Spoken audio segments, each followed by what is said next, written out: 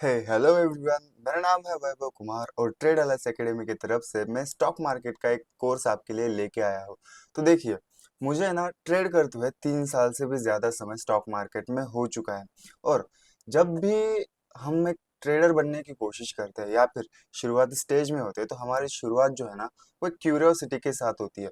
Same चीज मेरे साथ भी हुई थी। मैंने ना बस इन्वेस्टमेंट, इंट्राडे और ट्रेडिंग इन शब्दों को सुना था और इनकी ही वजह से मुझे क्यूरियोसिटी हुई कि एक्चुअल में इन सब चीजों से पैसे कमाए किस तरह से जाते हैं। तो उस क्यूरियोसिटी की वजह से मैंने 8,000 से ट्रेडिंग शुरू की थी और आज मैं यहाँ तक पहुंच चुका हूँ। ठीक है, मुझे 3 साल से ज्यादा समय स्टॉक मार्केट में हो चुका है। तो मैंने मार्केट में सारी कंडीशन अब तक देख चुकी है कि जो बिगिनर ट्रेडर होते हैं वो कौन सी गलत स्टेप ले लेते हैं जिनकी वजह से उनको बड़े लॉसेस होते हैं। एक बिगिनर फेज में हमारी साइकोलॉजी किस तरह से होनी चाहिए या फिर जो हमारा छोटा सा कैपिटल होता है शुरुआत में उसे किस तरह से प्रोटेक्ट करना है। और इससे भी इम्पोर्टेंट सबसे ज्यादा क्या होता है ना कि जो हमारा एक्सपीरियंस बिल्ड होता है और जो हमारी स्ट्रैटेजी होती है उनके फ्लॉज हमें पता चलते हैं। तो हमारी जो स्ट्रैटेजी है, हमारा जो नॉलेज है, वो दिन ब दिन बेस्ट बनते जाता है ना। तो इन सभी चीजों के साथ मैं आपके सामने आ चुका हूँ और ट्रेड एनालिस्ट एकेडमी की तरफ से आपके लिए एक ऐसा कोर्स डिजाइन किया है एकदम अफोर्डेबल प्राइस में कि आप शुरुआती दिनों से ही एक बेहतर ट्रेडर बनने की तरफ बढ़ने लगोगे। जैसे जैसे आप हमारे क्लासेस करोगे, जो हम बेसिक टू एडवांस आपको लेके जाने वाले हैं, उसमें आपको सारी चीजें स्टॉक मार्केट से रिलेटेड क्लियर हो जाएगी कि किस तरह से चीजें आपको सिखाने वाले हैं। क्या क्या चीजें होगी कि मार्केट में एक्चुअल में हम जब ट्रेड करते हैं तो एज ए ट्रेडर हमें क्या क्या सोचना चाहिए, चार्ट को किस तरह से देखना चाहिए, मार्केट की कंडीशन को किस तरह से समझना चाहिए, लोगों की जो साइकोलॉजी है वो मार्केट में क्या मतलब बिल्डअप दे रही है ना। ये सारी चीजें हमें समझ में आनी चाहिए। एक स्मार्ट ट्रेडर जो है वो इसी तरह से सोचता है। हमारे रूरल एरिया में प्रॉब्लम क्या होती है ना कि हम सबसे पहले तो हम मिडिल क्लास फैमिली से बिलोंग करते हैं और हमारा कैपिटल ही छोटा होता है, 20-25 हजार से ज्यादा नहीं होता कम से कम। ठीक है, अगर हम एवरेज मिडिल क्लास फैमिली की बात करें तो। लेकिन यहाँ पे प्रॉब्लम क्या है ना कि पूना मुंबई जैसे शहर में अगर हम सीखने जाते हैं तो सबसे पहले क्लासेस वालों की फी कितनी होती है, 25 से 30 हजार से ज्यादा ही होती है। उसके बाद में उनका जो क्लासेस का ड्यूरेशन होता है वो बहुत ही कम होता है। उसमें भी आपको चीजें इतनी क्लियरली नहीं सिखाई जाएगी क्योंकि ऑलरेडी मैंने बहुत से लोगों को सिखाया हुआ है। तो उन्होंने मुझे अपने ओपिनियन शेयर करे कि जब मैं फ्री क्लासेस लेता था तो उन्होंने बोला कि एक्चुअल में आप इतना गुड इनफ सिखा रहे हो या फिर इतना ज्यादा सिखा रहे हो जो हमें पेड क्लासेस में 25-25 हजार दे के भी सीखने को नहीं मिला। तो उस टाइम पे मेरे समझ में एक चीज आई कि जब हम मिडिल क्लास फैमिली वाले ऐसे सिटीज में जाते हैं, पूना मुंबई में जाते हैं, वहां पे अपने 20-25 हजार लगा के किसी बड़े इन्फ्लुएंसर के या फिर बड़े ट्रेडर के कोर्स खरीदते हैं, लेकिन क्या वो वैल्यू फॉर मनी होता है? और उसके बाद में भी आपको हॉस्टल का खर्चा देना होता है या फिर रूम का खर्चा देना होता है। साथ ही साथ आपका जो मेस का खर्चा होता है वो सारे खर्चे मिलाकर आपके कम से कम 40-50 हजार खर्च हो जाते हैं। लेकिन अभी ना आपको कहीं पे जाने की जरूरत नहीं है। बेसिकली क्या करो, सीधे यहाँ पे आओ। माइटी ट्रेडर आपने क्या किया, जो हमारा माइटी ट्रेडर था अब उसका नाम बदल के ट्रेड अलाइज किया गया है। ठीक है, जो पुराने स्टूडेंट्स है वो जानते हैं कि हम पहले माइटी ट्रेडर एकेडमी के नाम से यहाँ पे क्लासेस चलाते थे, लेकिन कुछ टेक्निकल इश्यूज की वजह से ना अब उसका नाम ट्रेड अलाइज कर दिया गया है। ठीक है, तो अब यहाँ पे मैं आपको ये बताना चाहता हूँ कि आप भैया अभी आपको कोई भी कोर्स लेने के लिए पूना मुंबई जैसे शहर जाने के लिए जाने की जरूरत ही नहीं है। होगा क्या, आपको बस यहाँ पे हमारे लाइव सेशंस ज्वाइन करने हैं। 7 दिन के यहाँ पे फ्री ट्रायल्स होने वाले हैं, जिसमें से एक सेशन जिसमें मैंने व्हाट इज स्टॉक मार्केट को एकदम डिटेल में समझाया था वो कल खत्म हो चुका है लाइव सेशन। ठीक है, तो उसी का ये रिकॉर्डेड सेशन अभी मैं बना रहा हूँ ताकि जो लोगों को प्रॉब्लम आ रहा था ना माइक्रोसॉफ्ट टीम में लॉगिन करने के लिए, ये उनके लिए एक्सेसिबल हो पाए कि मैंने क्या क्या चीजें सिखाई है। साथ ही साथ जिन लोगों को किसी भी टाइम मैनेजमेंट की वजह से या फिर किसी भी रीजन से कल ज्वाइन नहीं कर पाए, तो उन्हें भी एक आइडिया हो जाए कि कल हमने क्या क्या सीखा है। ठीक है, इसी तरह से आपको बाकी लेक्चर्स के भी रिकॉर्डेड सेशन मिलते रहेंगे।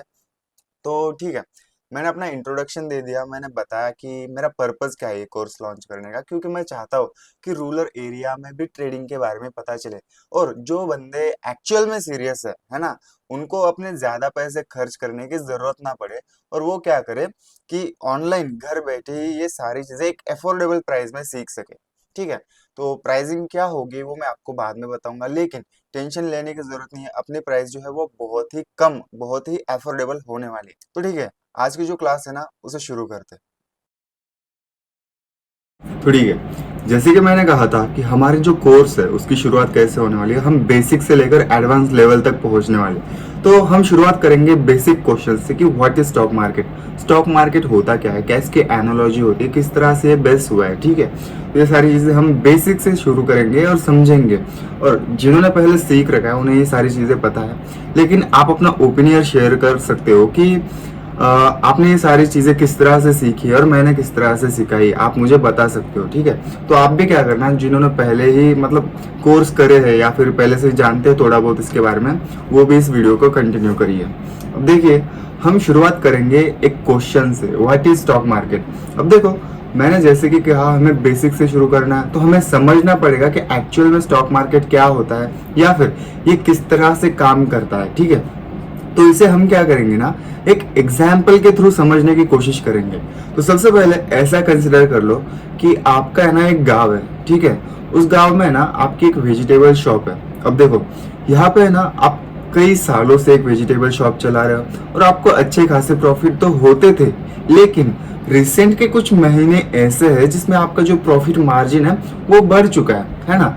तो ऐसे में है ना आपके दिमाग में एक चीज आती है कि यार, अगर एक शॉप होने से मैं अगर इतने पैसे कमा सकते हो, फॉर एग्जांपल 20-30 हज़ार में कमा सकता हूँ, क्या हो अगर एक ही गांव में या फिर अलग अलग 5 लोकेशन पे मेरे 5 अलग अलग शॉप हो, तो मैं इजीली महीने के 1 से 1.5 लाख रुपए कमा सकता हूँ, क्योंकि अब उसे आइडिया हो चुकी है कि बिजनेस किस तरह से चलाना है, प्रॉफिट किस तरह से बढ़ाना है, तो वो 5 बिजनेस इजीली रन कर सकता है।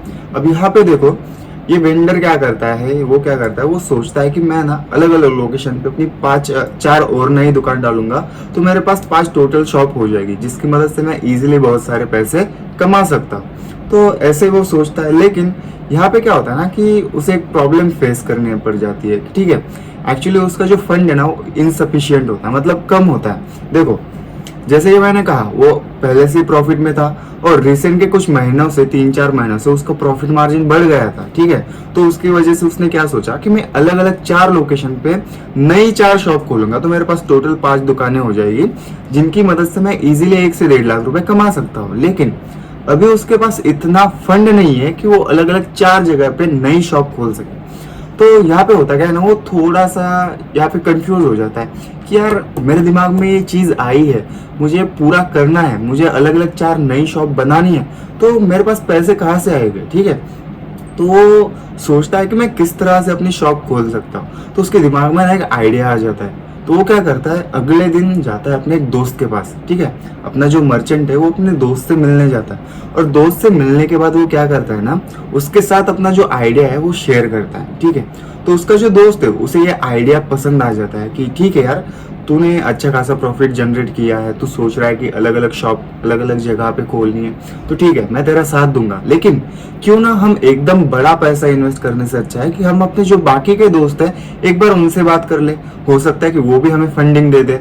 तो यहाँ पे ना वो क्या करते हैं, अगले दिन जाते हैं अपने बाकी दोस्तों के पास। ठीक है, तो बाकी दोस्तों के पास जाने से होता क्या है कि ये सारी आइडिया जो है वो उनके साथ शेयर की जाती है, किस तरह से प्रॉफिट हुआ है, किस तरह से वो चाहते हैं कि अलग अलग लोकेशन पे अपने और ज्यादा शॉप हो और हम और ज्यादा कमाई कर पाए।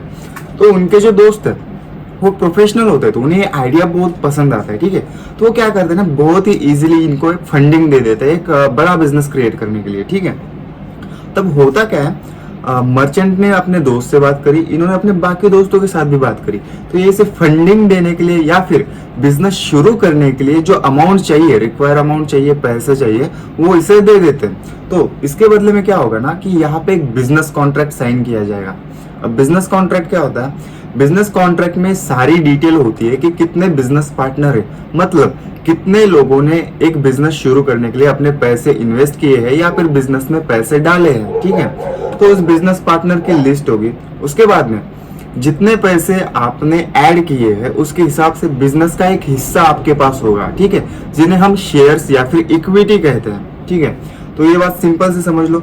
तो इसी कॉन्सेप्ट पे बेस्ड शेयर मार्केट भी है, तो आप इस एग्जांपल को थोड़ा अच्छे से सुनना। ठीक है, अब देखो, बिजनेस पार्टनर्स हो गए, उनकी जो शेयर्स और इक्विटी होती है वो डिपेंड करता है कि उन्होंने एक बिजनेस के अंदर कितना इन्वेस्ट किया है या फिर कितने पैसे उस बिजनेस को शुरू करने में दिए हुए हैं। ठीक है, ये हम थोड़ा सा डिटेल में आगे समझेंगे। उसके बाद में जब भी बिजनेस प्रॉफिट करेगा तो वो प्रॉफिट जो होगा ना वो उस बिजनेस पार्टनर्स में बांटा जाएगा। तो उनके पास उनके इन्वेस्टमेंट के हिसाब से जितने इक्विटी या फिर शेयर होंगे उस शेयर के हिसाब से उन्हें प्रॉफिट में से हिस्सा मिलेगा। ये सारी भी चीजें हम सिंपलीफाई करके देखने वाले हैं। अभी के लिए इतना समझ लो कि बिजनेस कॉन्ट्रैक्ट में ये बेसिक सी चीजें होती है। ठीक है, उसके बाद में जैसे कि हमारे मर्चेंट को पैसे चाहिए होते हैं, किस लिए, उसे अलग अलग लोकेशन पे अपनी शॉप खोलनी होती है। तो ठीक है, अब उसके पास है ना इनफ मनी आ चुका है कि वो अलग अलग लोकेशन पे अपनी जो शॉप है वो खोल सकता है। तो वो क्या करेगा ना कि पैसे आने के बाद अब वो क्या करेगा, अलग अलग 4 लोकेशन पे अपनी 4 नई शॉप ओपन करता है, जिसकी वजह से उसके पास टोटल 5 शॉप हो जाती है। ठीक है, तो इसका सपना यहाँ पे पूरा हो चुका है। लेकिन अब हम सिंप्लीफाई थोड़ा ऐसा समझेंगे ना कि जब भी एक बिजनेस बनता है और वो ग्रोइंग फेज में होता है या फिर अच्छे से काम करते हैं ना, तो वहां पे है ना प्रॉफिट जनरेट होने लगते हैं। मतलब बिजनेस कोई चीज बेच रहा है, कोई सर्विस बेच रहा है, तो उनसे उन्हें प्रॉफिट होता है। और जैसे कि हमने देखा कि बिजनेस पार्टनर अलग अलग होते हैं, जिन्होंने पैसे इन्वेस्ट किए हम उन्हें शेयर होल्डर्स कहते हैं। तो जो शेयर होल्डर्स होते हैं ना, उनमें इन प्रॉफिट में से जो हिस्सा होता है वो उनकी इक्विटी के हिसाब से बांटा जाता है। टेक्निकल टर्म में या फिर स्टॉक मार्केट की टर्म में हम उसे कहते हैं डिविडेंड।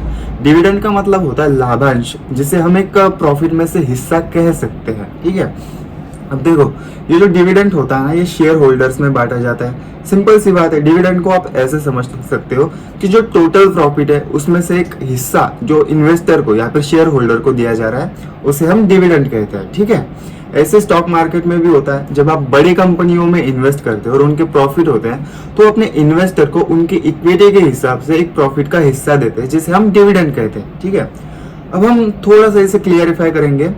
देखो, शुरुआत में 5 दोस्तों ने मिलकर है ना अपने पैसे एक बिजनेस में इन्वेस्ट किए थे। ठीक है, तो जैसे जैसे वो बिजनेस बढ़ा और जो ये बिजनेस पार्टनर्स थे हम उन्हें क्या कहेंगे, शेयर होल्डर्स कहेंगे। और इन्होंने जो फंड ऐड करा था इसे हम कहेंगे फंड या फिर इन्वेस्टमेंट। ठीक है, और जो हमारा बिजनेस शुरू हुआ था तो उसे उन बिजनेस पार्टनर्स में हम एक ओनरशिप कह सकते हैं। ठीक है, शेयर होल्डर्स की। अब यहाँ पे देखो एग्जाम्पल के लिए जैसे मैंने कहा था कि हम थोड़ा सा सिंप्लीफाई करके समझेंगे, तो आप यहाँ पे समझ सकते हो। तो थोड़ा ध्यान से सुनना, सिंपल कैलकुलेशन है, ज्यादा मुश्किल नहीं है। अब देखो हम ऐसा समझते हैं कि जो टोटल इन्वेस्टमेंट है ना वो 10 लाख की है और यहाँ पे 5 शेयर होल्डर्स है, मतलब 5 बिजनेस पार्टनर है। अब ऐसा समझ लो कि शेयर होल्डर 1, शेयर होल्डर 2 ऐसे करके यहाँ पे 5 शेयर होल्डर्स है। इन्होंने क्या किया है ना कि अलग अलग अमाउंट इन्वेस्ट करने से अच्छा है कि हम सभी मिलकर एक सर्टेन अमाउंट, एक फिक्स अमाउंट जो स्पेसिफिक सब मिलकर इन्वेस्ट करने वाले हैं वो डिसाइड कर लेते हैं। तो इन्होंने क्या किया, बिजनेस की रिक्वायरमेंट थी 10 लाख रुपए। ठीक है, तो उन्होंने क्या किया, हर किसी ने 2 लाख रुपए बिजनेस में इन्वेस्ट किए। अब हर किसी ने सेम पैसे इन्वेस्ट किए तो इन्हें सेम अमाउंट ऑफ इक्विटी और शेयर्स मिलेंगे। तो यहाँ पर हर किसी को 20% की इक्विटी दी जाती है 100% में से। ठीक है, तो हर कोई जो है ना वो बराबर का बिजनेस ओनर है। ठीक है, अब देखो जब भी कोई बिजनेस बनता है तो जाहिर सी बात है अगर बिजनेस अच्छा है, ग्रोइंग फेज में है, तो वो प्रॉफिट कमाएगा। अब यहाँ पे होता क्या है ना, इन्होंने जो बिजनेस शुरू किया था वो इन्हें प्रॉफिट जनरेट करके देने लगता है। फॉर एग्जाम्पल के लिए ऐसा समझ लेते हैं कि सबसे पहले ना एक महीने की इनकम समझ लेते हैं। अब ऐसा कंसिडर करते हैं इस बिजनेस ने क्या किया, इस महीने 1 लाख का प्रॉफिट बनाया। ठीक है, अब जैसे कि हमने देखा अलग अलग शेयर होल्डर्स है, हम देखेंगे इन शेयर होल्डर्स में प्रॉफिट किस तरह से बटेगा। सिंपल सी बात है, 1 लाख का प्रॉफिट हुआ है और हमने देखा कि 5 बिजनेस ओनर है जिन्होंने same amount of money invest किया है और सभी के पास 20% शेयर्स ऑफ इक्विटी है। ठीक है, तो अगर हम 1 लाख के 5 हिस्से करें तो हमें पता चलेगा कि हर किसी को 20% के हिसाब से यहाँ पे 20,000 रुपीज ईच का प्रॉफिट होने वाला है। मतलब हर बंदे को 20,000 का यहाँ पे प्रॉफिट होगा। तो 20,000 हर इन्वेस्टर में, शेयर होल्डर में बराबरी से बांटे जाएंगे। तो इसी तरह से हम जब बड़े कंपनीज में इन्वेस्ट करते हैं तो हमारी इक्विटी के हिसाब से हमें डिविडेंड्स मिलते हैं। ठीक है, ये इन्वेस्टमेंट के बारे में हो गया। अब देखो हमने एग्जाम्पल में समझा कि एक्चुअल में इन्वेस्टमेंट किन चीजों पे बेस है। जो हमारा एग्जाम्पल था ना, सेम इसी तरह से स्टॉक मार्केट में भी इन्वेस्टमेंट होती है कि अलग अलग कंपनी आपको शेयर्स ऑफर करती है, फिर हम उनमें अपने पैसे इन्वेस्ट करते हैं, और अगर कंपनी ग्रोइंग फेज में है तो हमारे शेयर की प्राइस बढ़ती है, उससे हमें प्रॉफिट होता है। और अगर कंपनी फाइनेंशियली स्टेबल है या फिर बहुत सालों से चलते हुए आ रही, 15-20 सालों से एक लीगेसी मेंटेन कर रही है ना, तो वो कंपनी ऑलरेडी वेल सेटल्ड होती है। तो वो क्या करती है, जब भी उन्हें प्रॉफिट होते हैं तो उन प्रॉफिट में से एक हिस्सा अपने इन्वेस्टर में बांट देते हैं, जिन्हें हम डिविडेंड कहते हैं, जिन्हें हमने एक एग्जाम्पल के थ्रू समझा।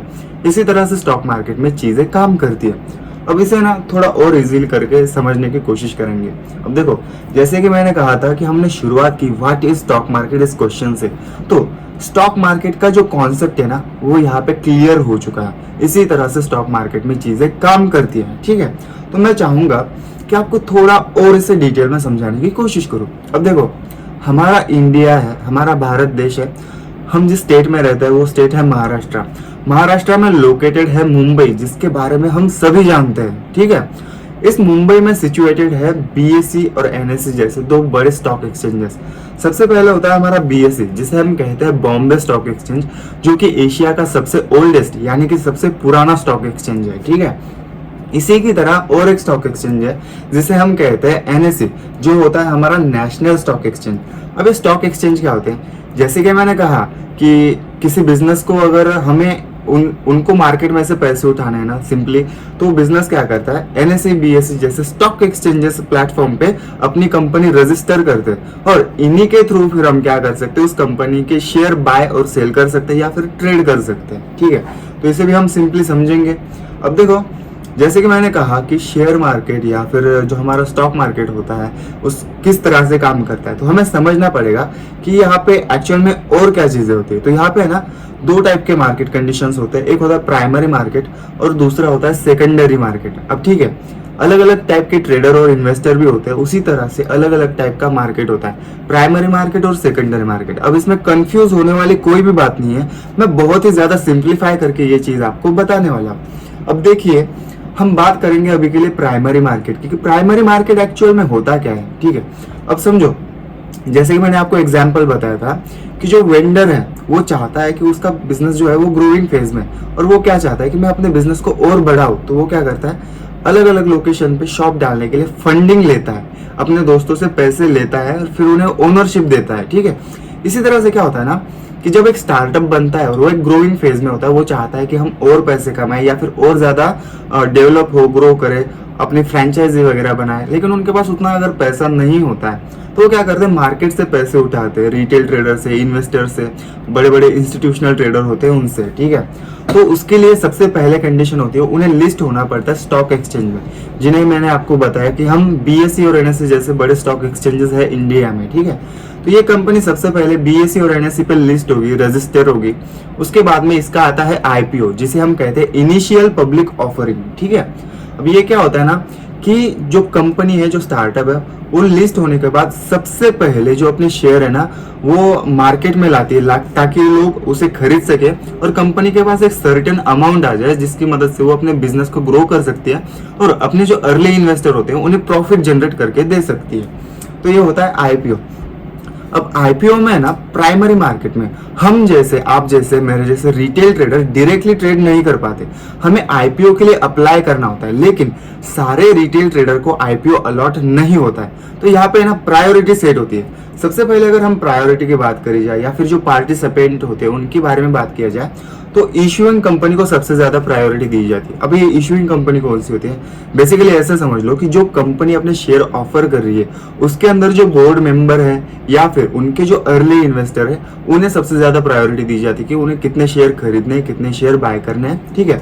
उसके बाद में बड़े बड़े बैंकर्स इन्वेस्टर होते हैं जिनके पास हजारों करोड़ के फंड होते हैं, उनकी एंट्री मार्केट में होती है। फिर इंस्टीट्यूशनल ट्रेडर होते हैं या फिर ऐसे ट्रेडर होते हैं जिन्हें सिक्योरिटीज बाय करना पसंद होता है ना, जिनके पास हजारों करोड़ के फंड होते हैं, ऐसे इन्वेस्टर होते हैं जो प्राइमरी मार्केट में इन्वेस्ट करते हैं, आईपीओ वगैरह खरीदते हैं। फिर एंजल इन्वेस्टर, वेंचर कैपिटलिस्ट, इनके जैसे इन्वेस्टर आते हैं और उसके बाद में एंट्री होती है हम जैसे रिटेल ट्रेडर की। तो आईपीओ इनको अलॉट होने के बाद में हम सेकेंडरी मार्केट में जाते हैं, जहां पे हमें क्या होता है ना, जो हम रिटेल ट्रेडर, आप जैसे, मेरे जैसे, जिनके पास कम फंड होता है, उन्होंने जब अगर आईपीओ का अप्लाई करा है तो उनमें भी क्या होता है, एक लॉटरी सिस्टम की तरह होता है, ठीक है। अगर 100 ट्रेडर है या फिर 100 इन्वेस्टर है, रिटेल इन्वेस्टर, उन्होंने किसी आईपीओ के लिए अप्लाई किया जाता है, लेकिन वहां पे अगर 20 आईपीओ जो लॉट है वही अवेलेबल है, तो वो 20 इन्वेस्टर में या फिर ट्रेडर्स में बांटे जाएंगे एक लॉटरी सिस्टम की तरह से, ठीक है।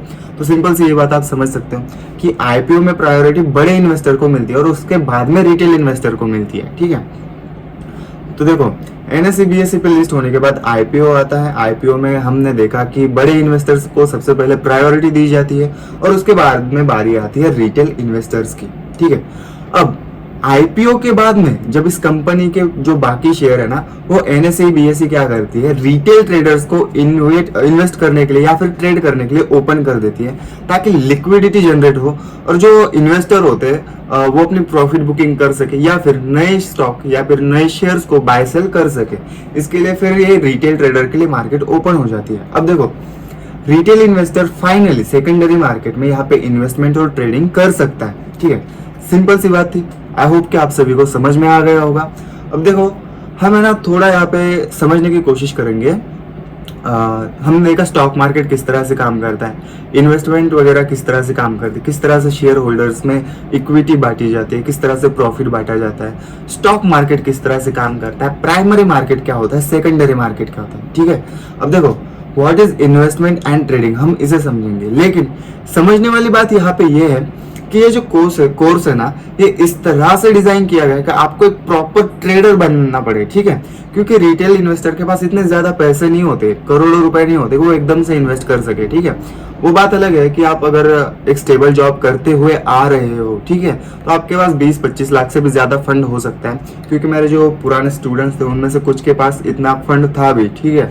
तो वो क्या करते हैं, इन्वेस्टमेंट करना प्रेफर करते हैं और छोटे अमाउंट से ट्रेड करना प्रेफर करते हैं। लेकिन मेरा टारगेट ये है कि जो लोग हैं जिनके पास कम फंड है, मतलब 50,000 1 लाख से ज्यादा, ठीक है, उससे ज्यादा वो इन्वेस्ट नहीं कर सकते, वो ट्रेडिंग करना चाहते हैं, तो वो एक प्रॉपर ट्रेडर बन सके और शुरुआत से ही प्रॉफिटेबल रहे, ठीक है। तो इस कोर्स में हम इन्वेस्टमेंट के बारे में ज्यादा नहीं सीखेंगे। हाँ, हम जितना इंपॉर्टेंट है उतना जरूर सीखेंगे। आईपीओ क्या होता है, म्यूचुअल फंड क्या होते हैं, ईटीएफ क्या होते हैं, एफडीज क्या होती है, ये सारी चीजें, इसके जैसे अलग अलग इन्वेस्टमेंट टॉपिक भी हम सीखने वाले। लेकिन अभी के लिए शुरुआती हमारा फोकस होगा, वो होगा ट्रेडिंग के ऊपर। मैं चाहूंगा कि आप में से ज्यादातर लोग जो सीरियस है ना, जो सीरियस है, जो सीखने के लिए पैशनेट है, वो ट्रेडर बने, वो एक्चुअल में छोटे अमाउंट से पैसे कमाना सीखे। क्योंकि मैंने खुद 8,000 से 3-3.5 साल पहले शुरू किया था। मुझे ऑलमोस्ट फरवरी में 4 साल हो जाएंगे ट्रेडिंग करते हुए। तो मैंने, ठीक है, मैंने वो सारी कंडीशंस देखी है। उस टाइम पे अलग सर्कमस्टांसेस थे, अलग कंडीशंस थी। आज के टाइम में आप 8,000 से ट्रेड नहीं कर सकते, ठीक है।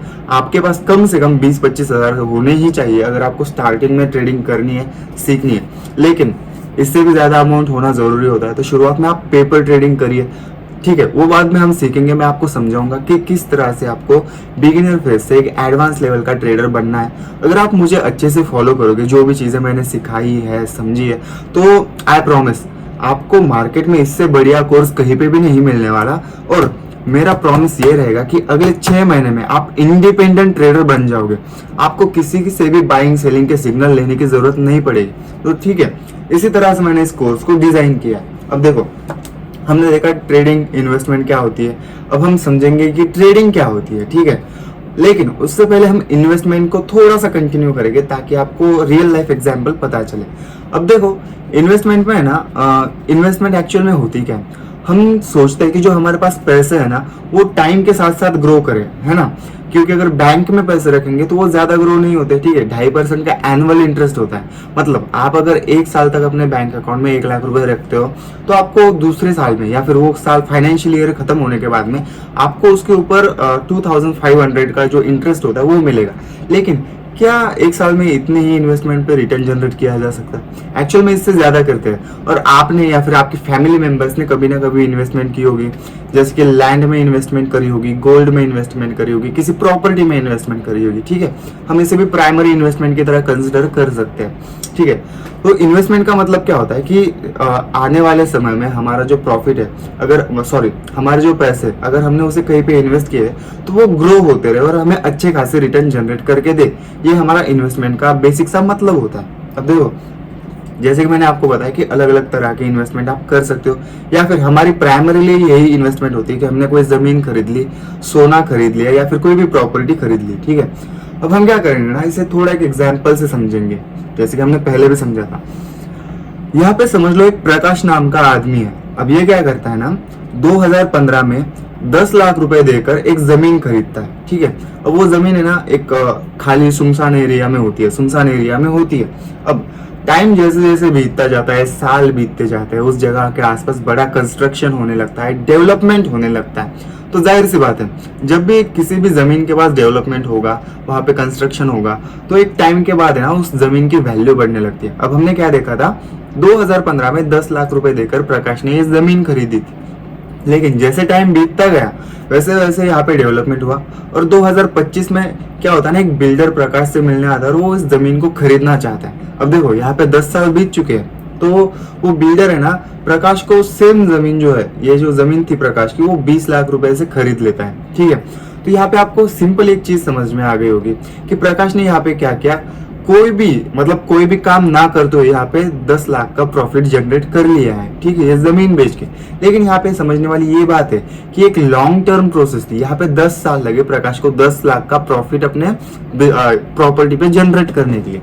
तो इसी तरह से जो इन्वेस्टमेंट होती है ना, वो एक लॉन्ग टर्म गेम होता है या फिर एक लॉन्ग टर्म प्रोसेस होती है, जहां पर हमें लंबे समय के लिए अच्छे प्रॉफिट्स के लिए रुकना पड़ता है। ठीक है, और ट्रेडिंग जो होता है वो एक शॉर्ट टर्म एक प्रोसेस होती है, जहां पर हम एक शॉर्ट पीरियड के लिए अपने पैसे इन्वेस्ट करते हैं और उसमें से प्रॉफिट जनरेट करने की कोशिश करते हैं। अब देखो हम उसे भी क्लियरिफाई या फिर सिंप्लीफाई करके समझेंगे।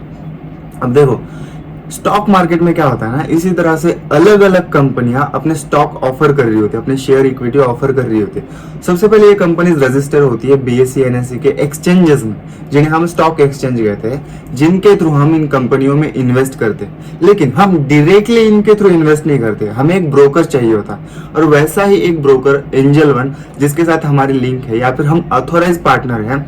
तो हम क्या कर सकते हैं ना, जब भी आप स्टॉक मार्केट में एक ब्रोकर के थ्रू ट्रेड करते हो, तो आपको एक सर्टेन अमाउंट, एक ब्रोकरेज अमाउंट पे करना होता है। ठीक है, तो हम आपके लिए क्या कर सकते हैं, अगर आप हमारे थ्रू अकाउंट ओपन करते हो या फिर आपका जो अगर एंजल वन का अकाउंट पहले से ही है और आप उसे हमारी तरफ ट्रांसफर करते हो, तो हम आपको ब्रोकरेज कम करके दे सकते हैं। ठीक है, उसकी डिटेल मैं आपको बाद में बताऊंगा। या फिर किसी को अगर अपना अकाउंट ट्रांसफर करना है या फिर ब्रोकरेज कम करवानी है, तो आप मुझसे कांटेक्ट कर सकते हो, या फिर हमारी जो टीम है उनमें से किसी भी मेंबर को आप कांटेक्ट कर सकते हो। ठीक है, एंजल वन के बारे में भी हम डिटेल में समझने वाले हैं कि किस तरह से ये एप्लीकेशन काम करता है। हम जल्द ही धन के भी सब ब्रोकरशिप लाने वाले हैं या फिर ऑथोराइज पार्टनर बनने वाले हैं। ठीक है, लेकिन अभी हमारा वैसा कोई प्लान नहीं है। अभी के लिए हम जो है वो एंजल वन के साथ कंटिन्यू करने वाले हैं, क्योंकि एंजल वन बहुत ही अच्छा प्लेटफॉर्म है। मैंने भी खुद शुरुआती फेज में उसे यूज किया है। ठीक है, अब देखो, हाँ, तो ये कंपनियां जब एनएससी बीएससी पे लिस्ट होती है, तब जाके फाइनली हम इसमें इन्वेस्टमेंट कर सकते हैं। ठीक है,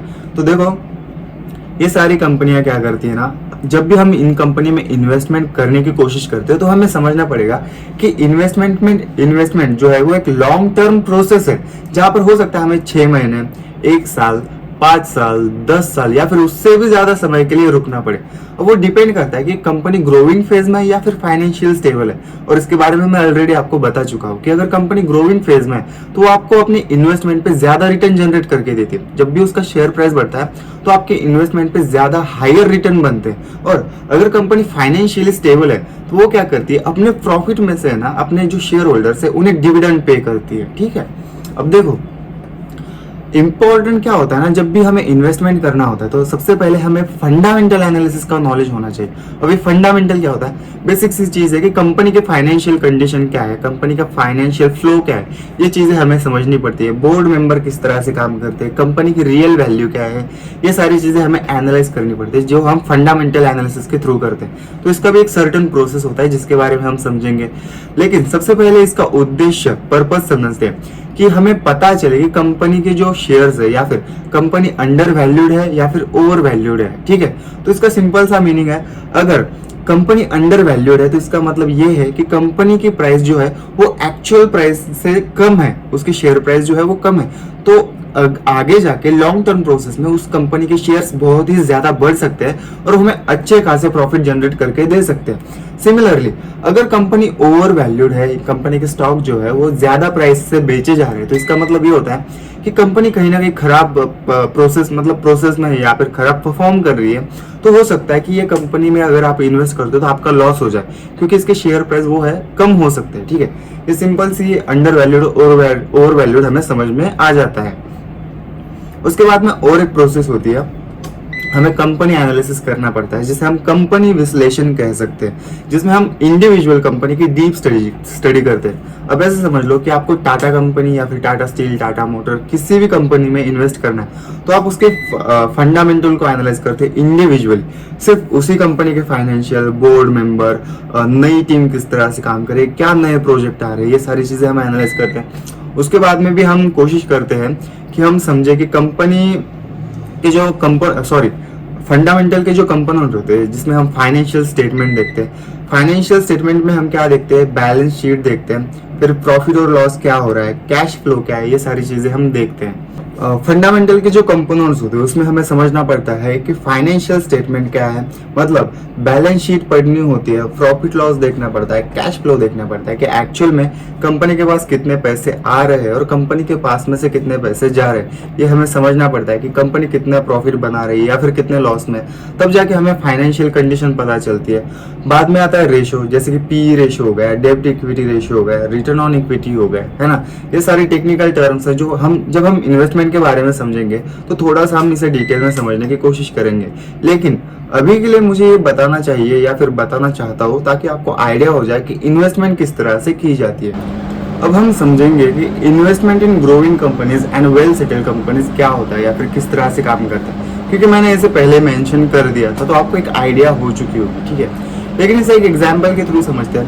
अब एग्जाम्पल के लिए ऐसा कंसिडर कर लो, या फिर एक्चुअल में ये लाइव एग्जाम्पल ही है, तो जोमेटो जो कंपनी है ना वो ग्रोइंग कंपनी है। ठीक है, सितंबर 2021 में इसका आईपीओ आया था, जिसने ना आरओआई जनरेट किया था 90% का शुरुआती दिनों में। ठीक है, जब आईपीओ अलॉट हुए थे या फिर आईपीओ लिस्ट हुए थे। ठीक है, और एक टाटा कंपनी है जो ऑलरेडी वेल सेटल्ड कंपनी, एक जनरेशन से चलते हुए आ रही कंपनी, डिकेड से चलते हुए आ रही कंपनी है। ठीक है, तो अब यहाँ पे आप समझो कि जो जोमेटो है ना उसका आईपीओ आया था 29 जुलाई 2021 में। ठीक है, अब इसने है ना लिस्टिंग के टाइम पे 50% का रिटर्न जनरेट करके दिया था, और फाइनेंशियल ईयर 2021 से लेकर 23 तक इसने अपने जो इन्वेस्टर है उन्हें 90% का आरओआई दिया था। तो आरओआई का सिंपल सा मीनिंग होता है रिटर्न ऑन इन्वेस्टमेंट। ठीक है, तो उसके बाद में यहाँ पे 29.82 का CAGR देखने को मिल रहा है, जिसे हम कंपाउंडेड एनुअल ग्रोथ रेट कहते हैं। अब इन टर्म से डरने की कोई भी जरूरत नहीं, मैं इसे सिंप्लीफाई करके बताता हूँ। आईपीओ होता है इनिशियल पब्लिक ऑफरिंग, जो मैंने आपको समझाया। तो 2021 में जोमेटो का आईपीओ आया था। ठीक है, जब ये आईपीओ आया था ना तब क्या हुआ, आईपीओ की लिस्ट होते ही 50% का रिटर्न जोमेटो ने जनरेट करके दिया था। इसका मतलब अगर किसी को 1 लाख का आईपीओ अलॉट हुआ था तो उसके 1 लाख की इन्वेस्टमेंट जो है वो 1.5 लाख में कन्वर्ट हो चुकी थी उसके 50,000 प्रॉफिट के साथ, क्योंकि 50% का यहाँ पे रिटर्न जनरेट हुआ है, तो उसे लिस्टिंग के टाइम पे ही 50,000 रुपीज का प्रॉफिट यहाँ पे हो चुका था। उसके बाद में 2021 और 2023 का जो फाइनेंशियल ईयर था उसका आरओआई था 90%, मतलब रिटर्न ऑन इन्वेस्टमेंट थी 90%। अगर किसी ने 2021 में इन्वेस्ट किए थे 1 लाख रुपए जोमेटो के अंदर, तो 23 के फाइनेंशियल एंडिंग तक, ठीक है, उसका जो 1 लाख रुपए है वो टोटल हो चुका होगा 1,90,000 रुपीज। ठीक है, सिंपल सी बात है, सिंपल सी समझने वाली बात है कि अगर किसी ने यहाँ पे आईपीओ लिस्टिंग के टाइम पे इन्वेस्ट किए होंगे, ऐसे समझ लो 100K, यानी कि 1 लाख इन्वेस्ट किया था, हैंडराइटिंग पे यहाँ पे फोकस मत करना। ठीक है, तो उसकी जो इन्वेस्टमेंट है वो 1,50,000 हो चुकी होगी। ठीक है, उसके बाद में जब 90% का यहाँ पे आरओआई जनरेट हुआ था उस टाइम पे आप ऐसे समझ सकते हो कि किसी ने अगर 1 लाख रुपीज इन्वेस्ट किए थे तो फाइनेंशियल ईयर 2021 से लेकर 23 तक उसका जो रिटर्न है वो यहाँ पे 1,90,000, यानी कि ऊपर के 90% उसका प्रॉफिट हुआ था 90% के आरओआई के हिसाब से। ठीक है, और एनुअली जो कंपाउंड ग्रोथ रेट है वो यहाँ पे 29% की आपको देखने को मिलते हैं, लगभग 30%। ठीक है, तो ये सारा डेटा है। और उसके बाद में अगर हम देखें जो हमारी ऑलरेडी वेल सेटल्ड कंपनी है ना, तो उससे हमें क्या पता चलता है कि यहाँ पे जो टाटा मोटर्स है वो ऑलरेडी एक वेल सेटल्ड कंपनी है। तो ऐसी कंपनियां, जैसे कि मैंने आपको शुरुआत में ही बताया था, तो क्या करती है कि वो अपने इन्वेस्टर को जो है ना, वह प्रॉफिट में से एक हिस्सा देती है, यानी कि डिविडेंड्स पे करती है। ठीक है, तो डिविडेंड तो पे करती है, और जैसे जैसे इनके शेयर प्राइस बढ़ते हैं तो इन्वेस्टर्स के पैसे भी बढ़ते रहते हैं। ठीक है, ये सारी चीजें होती है इन्वेस्टमेंट में। अब देखो, जैसे कि मैंने बताया था कि हम कोरली फोकस करेंगे ट्रेडिंग के ऊपर, तो अभी फाइनली हम ट्रेडिंग के बारे में सीखने वाले हैं कि व्हाट इज ट्रेडिंग, ट्रेडिंग होती क्या है। अब यहाँ पे ना समझने वाली बात यह है कि जब ट्रेडिंग का टेक्निकल टर्म आता है स्टॉक मार्केट में, तो उसका मतलब सिंपल होता है कि हम है ना फाइनेंशियल एसेट्स में बाइंग और सेलिंग करते हैं। हम लो प्राइस पे किसी भी चीज को खरीदते हैं और उसे हाई प्राइस में बेच देते हैं। ठीक है, तो इसे सिंपली समझो कि जब भी हम स्टॉक मार्केट में या फिर किसी भी फाइनेंशियल एसेट को बाय और सेल करते हैं, है ना, अपने पैसे इन्वेस्ट करके, तो उसे हम ट्रेडिंग कहते हैं। उसके बाद में हमारा पर्पस क्या होता है कि किसी भी स्टॉक को हम क्या कर सकते हैं, लो प्राइस में खरीदो और उसे हाई प्राइस में बेचो, ताकि इसका जो बीच का डिफरेंस आए वो हमारा प्रॉफिट या फिर लॉस बने। ठीक है, अगर आप ज्यादा प्राइस पे खरीदते हो और कम प्राइस पे बेचते हो तो आपका लॉस होगा, और अगर आप कम प्राइस पे खरीदते हो और ज्यादा प्राइस पे बेचते हो तो आपका प्रॉफिट होगा। ये सिंपल सी बात है, सबको समझ में आती है। लेकिन अगर हम ट्रेडिंग का मीनिंग देखने की कोशिश करें हिंदी या फिर मराठी में, तो सिंपल सा इसका मीनिंग होता है व्यापार। ठीक है, और व्यापार में हम क्या करते हैं, देखो किसी भी चीज को हम क्या करते हैं, कम दाम में खरीदते हैं और ज्यादा दाम में बेच देते हैं। ठीक है, तो इससे हमें क्या होता है, प्रॉफिट होता है। ये सिंपल सी व्यापार की डेफिनेशन है, ये सभी को पता है। ठीक है, अब देखो, जैसे कि मैंने कहा कि व्यापार में हम क्या करते हैं, किसी भी चीज को कम दाम में खरीदो फिर उसे ज्यादा दाम में बेच दो, ताकि अपना प्रॉफिट जनरेट हो सके। तो सिंपल से यही कॉन्सेप्ट पे ट्रेडिंग बेस है। ठीक है, हम स्टॉक मार्केट में वैसे ही करते हैं, किसी भी शेयर प्राइस को कम प्राइस में खरीदते हैं और ज्यादा प्राइस में बेच देते हैं, ताकि हमें प्रॉफिट हो सके। अब इसे एक एग्जांपल के थ्रू समझेंगे, जैसे हम समझते हुए आ रहे, क्योंकि आपको भी एक चीज अभी समझ में आ गई होगी कि जितना ज्यादा हम विजुअली चीजों को समझने की कोशिश करते हैं, चीजें उतनी ज्यादा हमारे दिमाग में फिट होती है, दिमाग उन्हें अच्छे से एनालाइज कर पाता है, और हम उन सारे कॉन्सेप्ट को क्लियरिफाई करके समझ सकते हैं और याद रख सकते हैं। ठीक है, अब एग्जाम्पल के लिए ऐसे समझ लो, संजय नाम का एक बंदा है या फिर एक लड़का है, उसे ना एक न्यूज पता चलती है। ठीक है, समझ लो, उसे एक न्यूज पता चलती है कि कल है ना मार्केट में पोटैटो की डिमांड बढ़ने वाली, यानी जो आलू होते हैं उसकी डिमांड बढ़ने वाली है। लेकिन उसके पास आलू नहीं है। वो क्या करता है, एक वेजिटेबल शॉप चलाता है, लेकिन उसके पास आलू का जो स्टॉक है ना वो खत्म हो चुका है। तो वो क्या करता है, सोचता है, सोचने के बाद में वो एक फार्मर से मिलने जाता है। उस फार्मर को वो बताता है कि मुझे आपसे पोटैटो खरीदने का। तो वो फार्मर क्या करता है, उसे पोटैटो अवेलेबल करके देता है। लेकिन जो संजय है वो पर केजी 20 रुपए के हिसाब से 50 किलो आलू टोटल खरीद लेता है। तो इससे उसकी इन्वेस्टमेंट है वो 1000 बन जाती है। अब देखो, हम इसकी बाइंग वैल्यू समझेंगे। ठीक है, संजय ने क्या किया, 1 किलो आलू खरीदे प्रति किलो 20 रुपए के हिसाब से, मतलब 20 रुपए देकर उसे 1 किलो आलू मिलने वाले थे, तो उसने 50 किलो आलू खरीदे, जिसमें उसकी टोटल इन्वेस्टमेंट हुई 1000 की।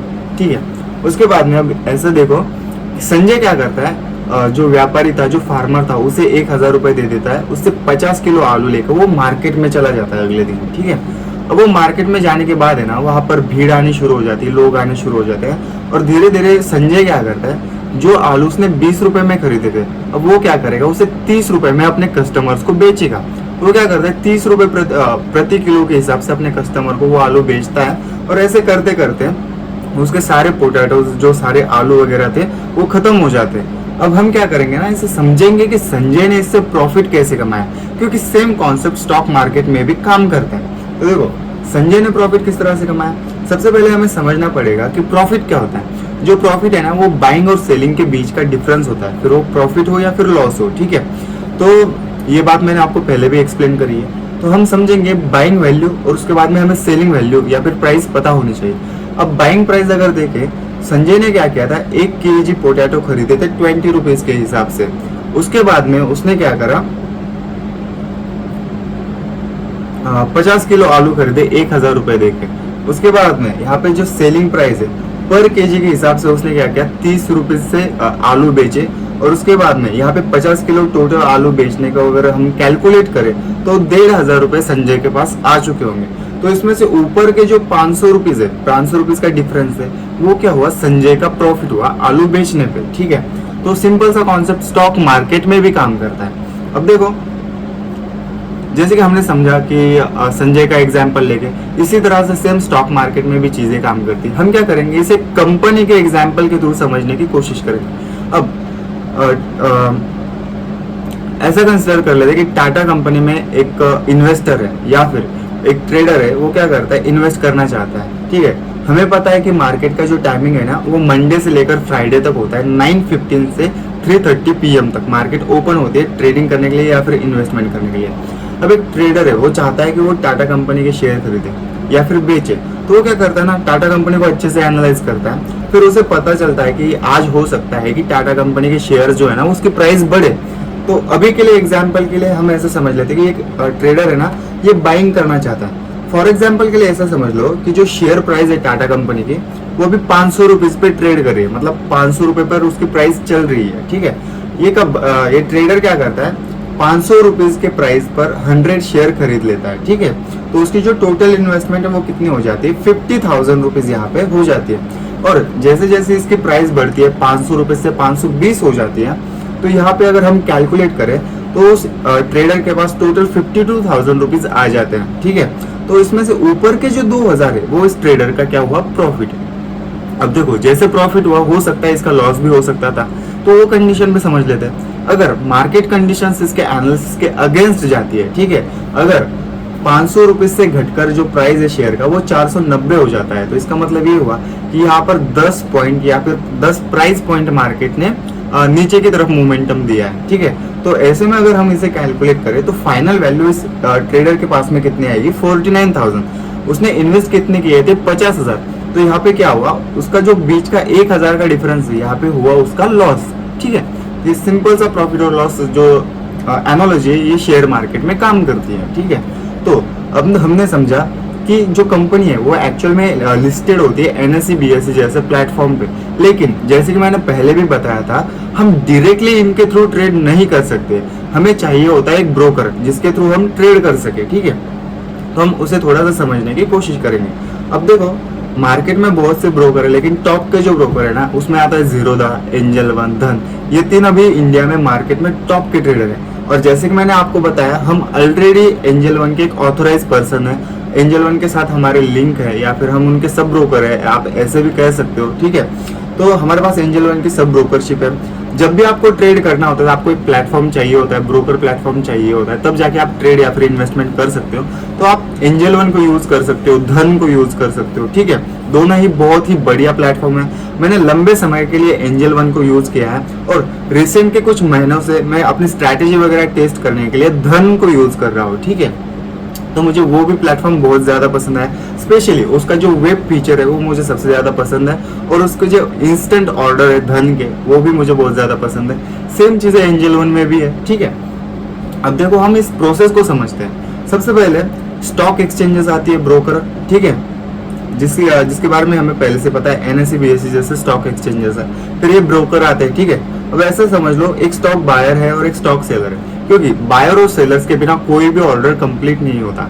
अगर आपको कोई स्टॉक बाय करना है तो उसका स्पेसिफिक सेलर भी होना चाहिए, तब जाके वो ऑर्डर कंफर्म होता है। तो ऐसा समझ लो कि स्टॉक बायर ने ना अपने ब्रोकर के थ्रू 100 शेयर बाय करने के लिए एक ऑर्डर पंच किया, और सेम दूसरे टाइम में ना सिमिलरली क्या होता है, एक स्टॉक सेलर होता है, वो अपने 100 शेयर बेचना चाहता है, तो वो अपने ब्रोकर के पास क्या करेगा, ऑर्डर पंच करेगा सेलिंग के।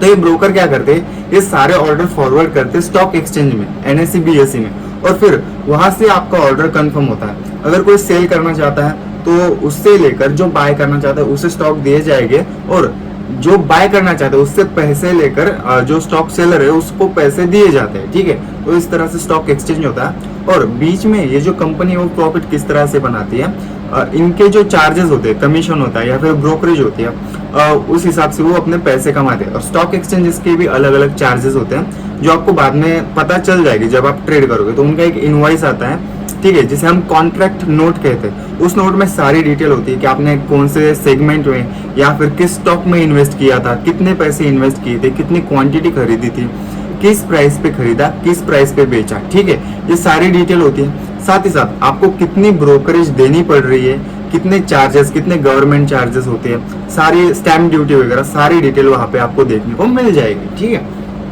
तो इसी तरह से सिंपल प्रोसेस होता है स्टॉक मार्केट का, इसी तरह से ट्रेडिंग काम करती है। अब देखो यहाँ पे ना अपना जो stock market, what is stock market, जो टॉपिक था, बेसिक था, वो खत्म हो चुका है। आई होप कि आप सभी को सारी चीजें पसंद आ गई हो। अब मैं आपको और एक चीज बताना चाहूंगा कि मैं बस आपको थेरोटिकली नहीं सिखाने वाला, आपको है ना इसके साथ साथ सारी नोट्स भी, जब भी एक टॉपिक खत्म होगा आपको नोट्स मिलेंगे। हमारी ई बुक है पर्सनली रिटर्न, या फिर मैंने खुद बनाई हुई ई बुक है जिसका नाम है अनलॉकिंग वेल्थ, और बहुत सारी स्ट्रैटेजी बुक है जिसमें मैंने खुद ने बनाई हुई स्ट्रैटेजीज हैं जो मैं ट्रेड करता हूँ। अगर आप उस ई बुक को, स्ट्रैटेजी को भी अगर अच्छे से फॉलो करते हो ना, तो आपको 20-25 हज़ार रुपए का कोर्स लेने की कोई भी जरूरत नहीं पड़ेगी बाद में। और बेसिकली अगर आप मेरे साथ सीखते हो ना, तो आपको किसी भी और ट्रेडर के पास जाकर कोई भी क्वेश्चन पूछने की जरूरत नहीं पड़ेगी, क्योंकि मैं गारंटी लेता हूँ आप खुद एक इंडिपेंडेंट ट्रेडर बन जाओगे। अब देखो आपको नोट्स मिलेंगे, आपको ई बुक मिलेगा, और जब हमारा एजुकेशन साइकिल कंप्लीट होगा तब मैं आपको लाइव ट्रेड करवाऊंगा मार्केट में। किस तरह से चार्ट को रीड करना है, किस तरह से चीजें एनालाइज करना है, क्या डिसीजन लेना होता है, किस तरह से अपने फंड को प्रोटेक्ट करना है ना, कहाँ पे बाइंग करनी है, कहाँ पे सेलिंग करनी है, 1 महीने तक मैं आपको ट्रेन करने वाला हूँ, ताकि आगे जाके आपको किसी के भी साथ ट्रेड करने की जरूरत ना पड़े, आप इंडिपेंडेंटली सारे डिसीजन स्मार्टली ले सको। ठीक है, मैं सारे नोट्स वगैरह की लिंक या फिर जो भी पीडीएफ होगी, नोट्स के ई बुक होगी, मैं आपके साथ शेयर कर दिया करूंगा जब भी हमारे टॉपिक कंप्लीट हो जाए। तो ठीक है, हमारी जो प्राइस होने वाली कोर्स की वो बहुत ही अफोर्डेबल होने वाली है, जो आपको 7 डेज के ट्रायल पीरियड में बाद में बताई जाएंगी। ठीक है, आई होप कि आपको ये वीडियो पसंद आया होगा, ये लेक्चर पसंद आया होगा। तो प्लीज़ मुझे थोड़ा कमेंट वगैरह करके ना बता देना कि आपको लेक्चर कैसा लगा। ठीक है, और आपने पूरा देखा भी या नहीं देखा, ताकि मैं डिसीजन ले पाऊँ कि आगे जाके मुझे इतनी मेहनत करनी है या नहीं करनी है। क्योंकि होगा क्या ना कि मैं मेहनत करूंगा और उसके अगर अच्छे रिजल्ट नहीं आ रहे तो कोई फ़ायदा नहीं है। मैं ये जो वीडियो रिकॉर्ड कर रहा हूँ वो 4 बजे मॉर्निंग में उठ के कर रहा हूँ। ठीक है, आपको अगर यकीन नहीं हो रहा होगा तो मैं आपको यहाँ पे बताना चाहूँगा। ठीक है, यहाँ पे आप देख सकते हो सिंपली, मैं आपको यहाँ पे बता, एक बार देख लेना यहाँ पे मॉर्निंग में टाइम क्या हो रहा है।